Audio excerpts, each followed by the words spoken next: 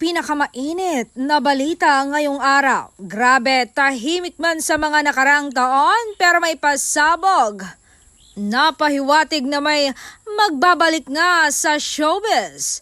Paano na nga si aktres? Ops, subscribe ka muna.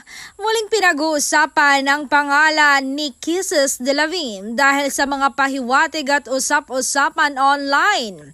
Umaasa ang mga fanay na makita siyang muli sa TV o pelikula. Ito na nga ba ang kanyang pagbabalik?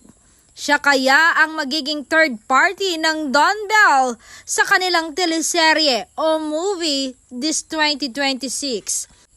Paki-like ang video kung nagustuhan mo. Mag-follow ka na rin for more updates.